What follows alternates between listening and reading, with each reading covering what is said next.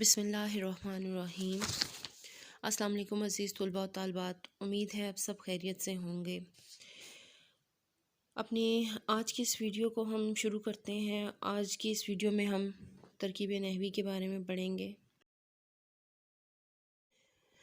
ترکیب نحوی کو سمجھنے سے پہلے بہت ضروری ہے کہ آپ چند چیزوں کو آپ کو آنی چاہیے، جن میں اجزائے جملہ ہے، مسند، مسند علیہ کے بارے میں آپ کو پتہ ہونا چاہیے کہ یہ کیا ہے، جملہ اسمیہ، جملہ فعلیہ کے متعلق پتہ ہونا چاہیے، فعل ناقص، فعل تام اور جملہ اسمیہ کے اجزاء اور جملہ فعلیہ کے اجزاء۔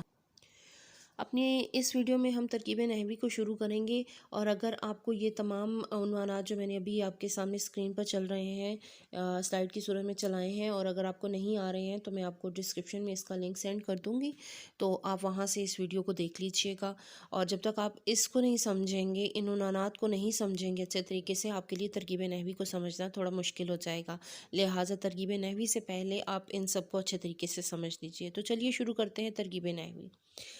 ترکیب نحوی کی تعریف دیکھیے: جملہ اسمیہ اور جملہ فعلیہ کے مختلف اجزاء کو الگ الگ کر کے بیان کرنے اور ان کے باہمی تعلق کو ظاہر کرنے کا نام ترکیب نحوی ہے۔ اب جیسے میں آپ کو پہلے بتا چکی ہوں کہ کسی بھی جملے میں اگر فعل ناقص آ جائے، یعنی ایسا فعل جس کی ہمیں سمجھ نہ آ رہی ہو کام کرنے کی، تو وہ ہمارا فعل ناقص ہوتا ہے، اور وہ ہمارا جملہ اسمیہ ہوتا ہے۔ اور وہ جملہ جس میں فعل تام آئے، یعنی ہمیں کام کرنے کی سمجھ میں آ رہی ہوتی ہے، وہ فعل تام کہلاتا ہے، اور وہ جس جملے میں فعل تام آ جائے وہ جملہ فعلیہ ہوگا۔ تو اب جملہ اسمیہ اور جملہ فعلیہ کے اجزاء کو الگ الگ کرنے کا نام ہی ترکیب نحوی ہے۔ کسی بھی جملے کی ترکیب نحوی کرنے سے پہلے اس کے کچھ اصولوں کو مد نظر رکھنا بہت ضروری ہوتا ہے۔ تو چلیے ہم اس کے چند اصول جو ہیں وہ پڑھ لیتے ہیں کہ کون سے اصول ہوتے ہیں جن پہ عمل کرنا ضروری ہے۔ نمبر 1 ہے کہ جملے کی ترکیب نحوی کرتے ہوئے سب سے پہلے یہ معلوم کر لینا چاہیے کہ زیر ترتیب جو جملہ ہے وہ جملہ اسمیہ ہے یا جملہ فعلیہ ہے۔ پھر ہمیں یہ دیکھنا ہوتا ہے کہ اگر کسی جملے میں فعل ناقص آیا ہو تو وہ جملہ ہمارا جملہ اسمیہ ہوگا، اور فعل ناقص معلوم کرنے کے بعد ہم نے جو دیکھنا ہوتا ہے اس میں مبتدا اور خبر ہوتی ہے۔ اگر ہم نے فعل ناقص کو دیکھنا ہے تو اس میں 2 چیزیں بتائی تھیں، پہلے بھی میں نے آپ کو مبتدا اور خبر یہ معلوم کرنا ہے۔ اس کے بعد اگر کسی جملے میں فعل ناقص کی بجائے فعل تام آیا ہو تو وہ ہمارا جملہ جملہ فعلیہ کہلائے گا۔ اس جملے میں فاعل اور مفعول اور متعلقات فعل معلوم کرنا ہوتا ہے۔ اس کے علاوہ اگر ہمارے پاس جملے کے علاوہ کوئی مصرع یا شعر آ جائے جس کی ہمیں ترکیب نحوی کرنی ہو، تو ہمیں سب سے پہلے اس مصرعے کو یا اس شعر کو نثر بنانا پڑتا ہے۔ جب تک ہم اس کی نثر نہیں بنائیں گے ہمیں نہیں معلوم ہوگا کہ یہ جملہ جو فعلیہ ہے یا جملہ اسمیہ ہے، تو تبھی ہم اس کی ترکیب نحوی کر سکتے ہیں۔ پھر آ جاتا ہے کہ ترکیب نحوی میں جملہ اسمیہ کے جو اجزاء ہیں ان کی ترتیب یوں ہونی چاہیے کہ سب سے پہلے تو آپ نے معلوم کرنا ہے کہ وہ فعل ناقص ہے، پھر اس میں مبتدا کو دیکھنا ہے۔ مبتدا جیسے میں نے آپ کو پہلے بھی بتایا تھا کہ مسند علیہ کو مبتدا کہتے ہیں۔ پھر جو خبر ہے، خبر کو مسند کہیں گے، وہ دیکھنا ہے ہم نے۔ اور پھر مسند اور مسند علیہ یعنی مبتدا اور خبر کے متعلق اگر کوئی اور بات اس میں آئی ہے تو وہ ہمیں اس میں سے ڈھونڈنی پڑتی ہے، اور اس کو متعلق خبر کہتے ہیں۔ اس کے علاوہ ترکیب نحوی میں جملہ فعلیہ کے اجزاء کی جو ترتیب ہے وہ اس میں فعل، فاعل، مفعول اور متعلق فعل ہوتا ہے۔ جب تک مطلب ہم نے ان سب میں ایک ترتیب کو مد نظر رکھنا ہوتا ہے۔ ہمارا جو اسمیہ ہے اس میں فعل ناقص، مبتدا، خبر اور متعلق خبر ہوتی ہے، اور ترکیب نحوی کرتے ہوئے جو جملہ فعلیہ ہوتا ہے اس میں ہم نے فعل، فاعل، مفعول اور متعلق فعل کو مد نظر رکھنا ہوتا ہے۔ تو یقیناً آپ کو اس کے اصول اچھے طریقے سے سمجھ میں آگے ہوں گے۔ اب ہم مثالوں کے ذریعے اس کی وضاحت کرتے ہیں۔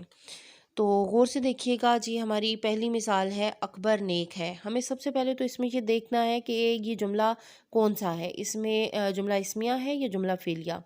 تو اس میں ہمارے پاس جو فعل ہے وہ ہے آیا ہے، لیکن ہے جو ہے ہمیں اس ہے سے کوئی سمجھ نہیں آ رہی کہ یہ فعل اس میں کون سا کام ہو رہا ہے، یعنی ایسا فعل جس میں ہمیں کسی کام کی سمجھ میں نہیں آ رہی ہوتی وہ ہمارا فعل ناقص کہلاتا ہے۔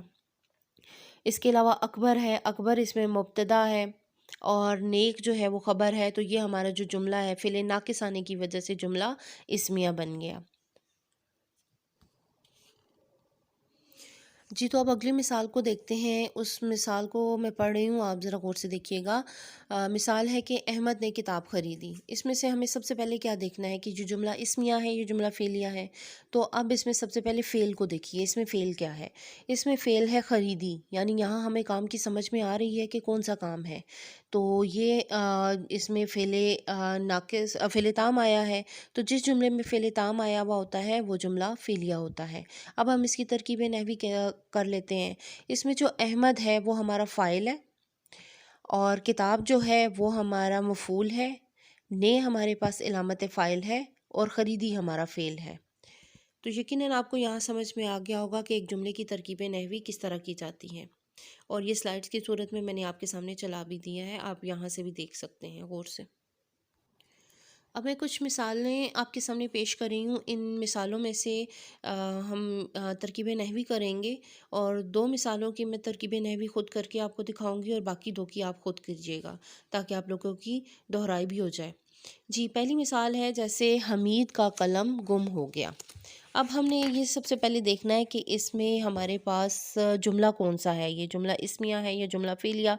तो अब इसमें जो है हो गया से हमें कुछ काम नहीं समझ में आ रहा कि कौन सा है। तो और इसमें फ़ेले हो गया जो है वो फ़ेले नाक़िस है, तो लिहाजा ये जुमला जो होगा वो जुमला इस्मिया होगा।